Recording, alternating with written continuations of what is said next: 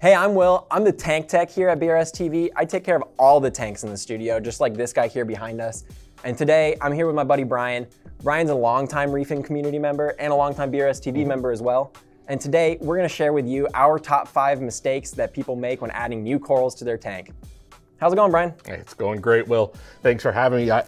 I've been reef keeping and keeping corals since about 1998, since I was in high school, actually, and watching BRStv grow and watching the videos. And I'm just really excited to be here, be a part of it, and share some tips and tricks and some lessons learned along the way. Let's get right into it. Okay, mistake number 1 is the impulse purchase. We've all done it. It's easy to do. You go somewhere, you see that beautiful coral, and you just, I gotta have that. It doesn't matter where it's coming from or what it is, you want it, you take it home. But there's a lot of things you gotta take into consideration before you bring that coral home. Some of the main concerns is definitely gonna be, do you have enough space? Some corals, they spread out, they get huge. Sometimes you don't have space and you're just making an impulse purchase. Yep. A few other things to look at is how much flow they need, how much light they need, the parameters that they need in the tank, all these different things. Corals require different things depending on what species of coral they are. And so you definitely wanna make sure that you know what they need before you buy it. I think the last thing too is knowing even if it's healthy. Right? Like, how do you know if it's healthy? If you don't know what the coral looks like, you're not gonna be able to tell whether it's healthy or not. So knowing what a healthy specimen is going to look like in the store is crucial. Yeah, and temper those emotions and that desire to have that coral. And really look around at the other tanks in the store. Make sure you know what you're looking at, how do they treat their aquariums? Do you see any other pests around? And just really make sure you're paying attention. All right, mistake number 2, ignoring your quarantine period. There's a lot of different ways you can quarantine a coral. It doesn't necessarily mean that you have to set up a quarantine tank and watch it or even add chemicals for 20, 40, 60 days.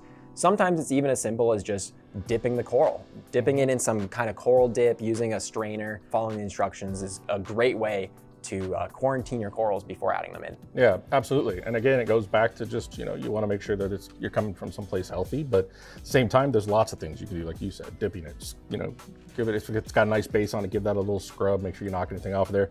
I like to cut off frag plugs. Right. If it's a coral mounted on a frag, there's just, you never know what's on there. So I like to cut those off, and yeah, just make sure you're doing whatever you can to avoid getting those pests in your aquarium. All right, mistake number 3. Incompatibility. Honestly, this is an error that I've made before. I get a coral and I bring it home and I put it in the tank, and then I find out that it just doesn't jive well with something else that's in there. And it's just, honestly, it's ignorance on my part, and I learned from that and moved on. But just what to avoid and what to know. Know your tank, know what's in there, know what can and cannot be added. Right, definitely. Things like sweeper tentacles, they're gonna take up way more space than you would anticipate. So knowing whether the coral has sweeper tentacles or not is gonna be a good point to look at. A few other things about it is definitely gonna be like fish. Oh, yeah. There's a lot of fish out there that are very particular about what kinds of corals they eat. Things like angelfish, especially, they're gonna eat most corals. They're very, very into clams, I've found recently. That is very frustrating. But there are other things too. Pests, right? Yep. If you have gorilla crabs in your tank, they are going to harass and bother your new coral additions. Yeah, and even non-pests. I know I've had corals eaten by peppermint shrimp before. Absolutely. Yeah, there's a lot of things that you should know about your tank before you're just adding random corals in. All right, so mistake number 4 is mounting a coral in a wrong spot. There's a lot of factors that come into where you're putting your coral. You can't just put it where you want, right? Absolutely. You gotta make sure that you're accounting for the needs and the specific needs of that coral and that coral species, right? So you put an LPS coral right in front of your power head, you're probably gonna kill it, right?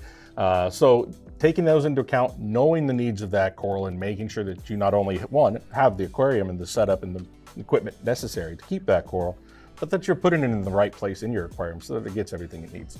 Definitely. There's some corals out there that are really fast growers, for example, things like xenia or green star polyp, super fast growers. You're gonna wanna isolate them to the side of the tank or not put them where you have your prized corals because they will quickly overrun them. Right. Things like you mentioned, flow. Some corals require a little amount of flow, some require a lot. Same thing with lighting. Some require tons of lighting, tons of PAR, some require very little.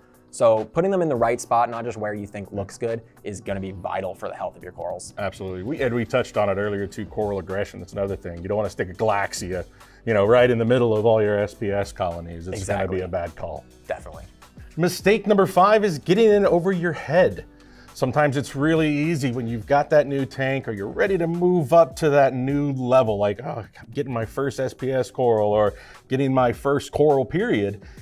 It's really easy to jump into that a little too early. Tank may be too new. You may not be ready for it. You're picking the wrong coral for what you've got. Take a step back, make sure that you've got what you need and you've got all the information you need. I mean, eventually you're gonna have to take that leap if you want to and try. Go into it informed, get as much information, start small, make sure it works. And if it doesn't, if you lose a coral, don't throw more at it and just hope one sticks.